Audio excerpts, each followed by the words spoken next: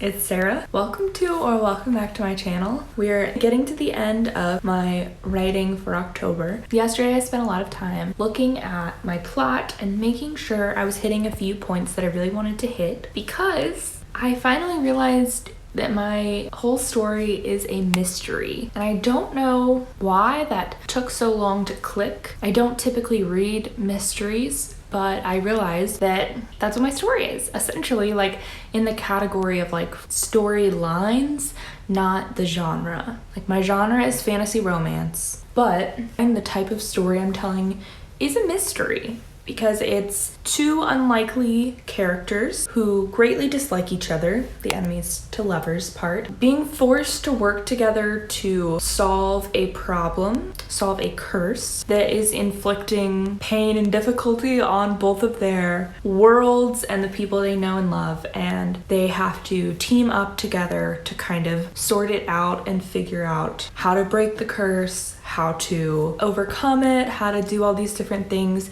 And that is a mystery, and I don't know why I didn't get that. So that really changed my view on kind of the lens that I was telling the story from. So I went back to the trusty Save the Cat Writes a Novel, and this is the Why Done It category, and wow, was that eye-opening to make sure everything was going the way it should. And I really liked a few things that I just wanted to share that really helped me. I feel like what I was doing that I didn't like was I knew I was telling the story chronologically, and I knew that wasn't the most fascinating way to tell the story. I spent a couple days last week rereading everything, looking through chapters, seeing what was really left to write and what wasn't, moving into November and making like a writing goal. I do have a significant chunk to write left of this book, but I am over halfway through. I am over 50,000 words in this manuscript, and I want it to be somewhere between 75 and 90. We're more than halfway, which is good, but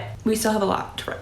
So for November, I have a lot to write. And so I was looking at my schedule of like everything I want to do. And so I was rereading through things, and I just realized like there's not a lot of plot twists, and I love plot twists. So I'm like, oh no, what am I doing? And I realized I was telling it very chronologically, which I think was absolutely necessary for me to get the story that I have. As the person writing the story, like I know everything that is happening in the story. I know all the big plot twists.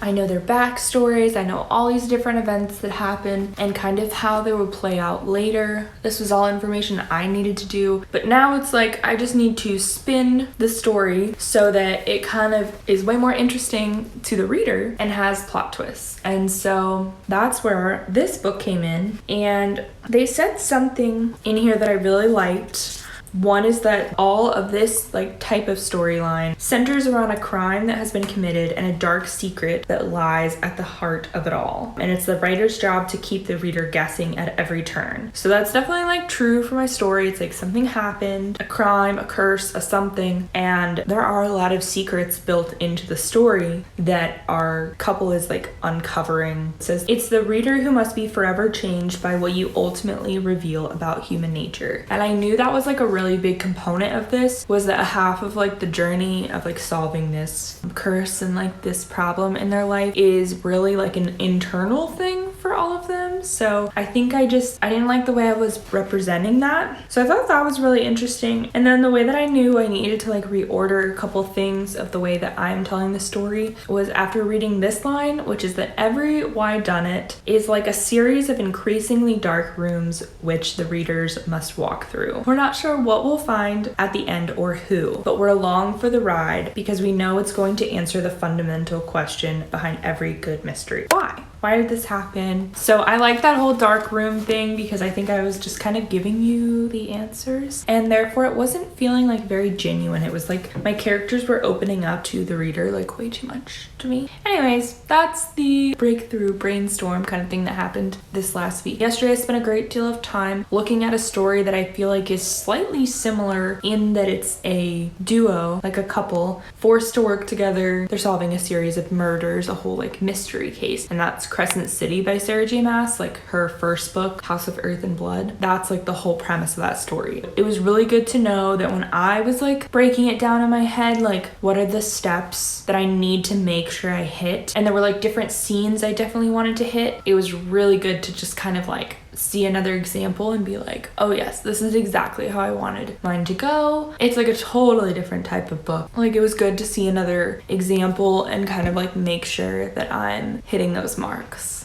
Alright, so that's what I've been doing the past like 24 hours. And today, what I'm actually going to do, I think, is I have one chapter at the beginning that I know is going to stay exactly as it is. And I'm just going to do a really quick edit, as in I'm already have some live streams on right now. There's 47 minutes in this live stream. That's all I'm giving myself to do this final edit. There's a website called Critique Circle I belong to. You have to like review other people's chapters in order to do it. So I'm going to finish a couple of last tiny bit of edits. There were some things I had like highlighted that were like, this needs to change or this doesn't make sense. So I'm gonna do that really quick in the next 45 minutes, and then I'm going to send it off to Critique Circle and just let it go. So I need to start getting concrete feedback on things and be okay with feedback, because beta readers, there are so many of you. In my little link down below, I have a whole document that saves like everyone's responses, and there are beginning to be quite a few. And my plan was to do it more like when the whole thing was done, but I might honestly just start with like just a couple chapters, like the first 10 chapters or the first act of the story, and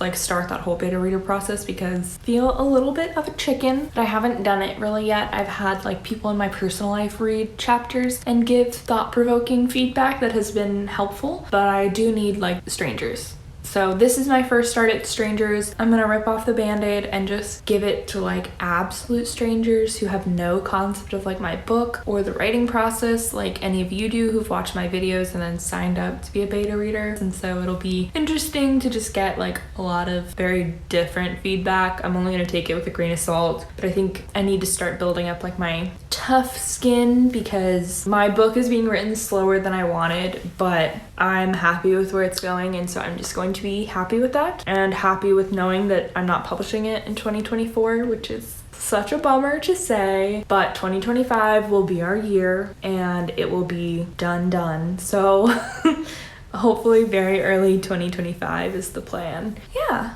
I don't know. We'll see. We're getting places, but let's get into this. We have 42 minutes now in this sprint that I have up here, and we're just gonna read through it. We're gonna throw it in Pro Writing Aid and kind of double check some grammar, and we're really just gonna, I'm going to completely not focus on word count for this, and I'm gonna cut whatever I want, which feels very freeing because I've been trying to keep my word count good, and that's really not helpful right now. So that's what we're gonna do. Let's do it.